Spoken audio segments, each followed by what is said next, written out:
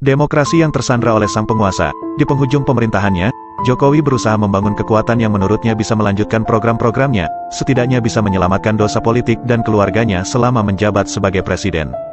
Terlalu banyak dosa dan kejahatan yang tidak bisa ditutupi selama menjadi presiden, membuat hatinya tidak pernah tenang, selalu diselimuti ketakutan dan kecemasan.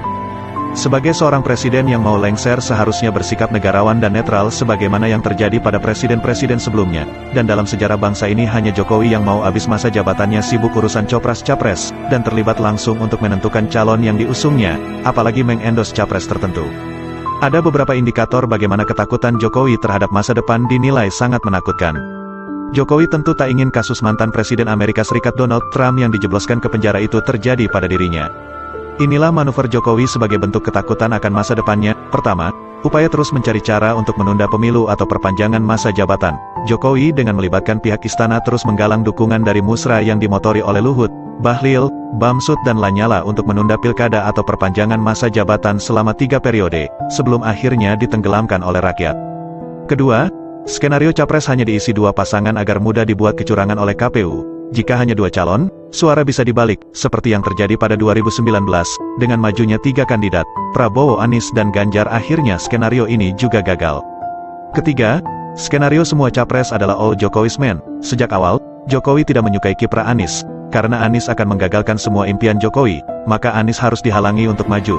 Berbagai upaya dilakukan Jokowi terhadap KPK, KPU, dan Partai Demokrat Muldoko. Namun sepertinya langkah ini juga akan berantakan, karena Anies akan lolos sebagai capres. Keempat, kasus KM50. Jika Jokowi lengser, dan tidak punya pengaruh, hampir bisa dipastikan akan diusut lagi. Selama Jokowi berkuasa, kasus KM50 tidak mungkin bisa diselesaikan secara serius. Karena akan melibatkan banyak petinggi Polri dan TNI, mungkin juga termasuk Jokowi sendiri. Kelima, kasus tragedi 21 hingga tanggal 22 Mei tahun 2019 yang menewaskan 894 pejabat KPPS yang meninggal secara misterius, akan diusut kembali. Keenam, kasus korupsi putra Jokowi, Gibran dan Kaisang yang dilaporkan Ubaidillah Badrun ke KPK, tapi tidak diusut, akan diselidiki lagi. Ketujuh, kasus mega skandal senilai 349 triliun rupiah di Kemenkeu yang diprediksi melibatkan orang dekat Jokowi. Kedelapan, penerbitan Perpu tentang lahirnya Pancasila dan Undang-Undang Ketenagakerjaan, diduga kembali diusut karena pesanan dari pihak tertentu. Kesembilan, kasus ijazah palsu dipastikan akan terus dipermasalahkan. Kesepuluh, kasus kriminalisasi ulama, termasuk yang dibunuh, akan terus diusut. Kesebelas, mengevaluasi mega proyek kereta cepat Bandung-Jakarta dan mega proyek IKN bila anggarannya membebani rakyat. Ketakutan Jokowi terhadap Anies berlebihan, karena Anies adalah orang yang tidak bisa dikompromi dan dikhianati. Ketakutan tersebut membuat langkah politik Jokowi menjadi irasional, manipulatif, melawan hukum dan menghalalkan segala cara. Dalam keadaan panik dan skeptis, Jokowi terpaksa mengandalkan ketergantungannya pada Prabowo yang dinilai mampu menyelamatkan dirinya. Namun Jokowi kurang percaya dengan Prabowo, karena Prabowo bukan tipe orang yang mudah diatur. Dalam situasi ini, Prabowo berusaha tetap menempel terus pada Jokowi, agar Jokowi lebih nyaman dan percaya padanya.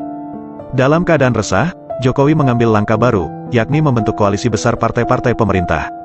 Karena Jokowi khawatir akan terjadi pembelotan koalisi KIB untuk mendukung Anies, maka dibentuklah koalisi besar yang seolah bisa memastikan kemenangan melawan Anies. Sedangkan gerbong-gerbong partai koalisi pemerintah, Golkar, PAN, P3, Gerindra dan PKB, sudah ditinggal penumpangnya, dalam kondisi ambang batas, tentu saja lebih dari 20%. Tapi dari segi jumlah pendukungnya, anjlok. Walau semua partai koalisi digabungkan, sadari kenyataan ini, sebesar apapun partai koalisi, pasti kalah dari Anies. Sedangkan untuk bertaruh bila pemilu diadakan secara jurdil, jika capresnya 3 dan selisih suaranya terlalu jauh, maka sulit untuk melakukan kecurangan. Satu-satunya cara untuk memenangkan capres yang didukung Jokowi adalah, Anies jangan nyapres. Karena itu, Jokowi mengambil langkah memalukan agar Ketua KPK Firly Bahuri tetap mentersangkakan Anies dan Muldoko membegal Partai Demokrat. Langkah ini sangat keji di negara demokrasi dengan menghalalkan segala cara.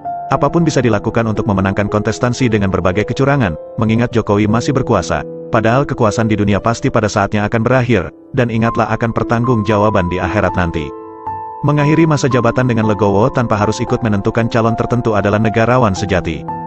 Biarkan demokrasi berjalan sesuai keinginan rakyat, pendam demokrasi cara Orde Baru. Seharusnya presiden jadi contoh yang baik untuk kemajuan demokrasi, Hasil karya pembangunan yang ditorehkan untuk kemajuan negara ini sebagai bentuk amal baik, penerusmu pasti akan menjaga dan melanjutkannya bila itu bermanfaat demi kemajuan bagi bangsa dan negara ini, dan akhiri masa jabatan dengan husnul khotimah atau akhir yang baik, pasti rakyat akan mengenangmu sepanjang masa.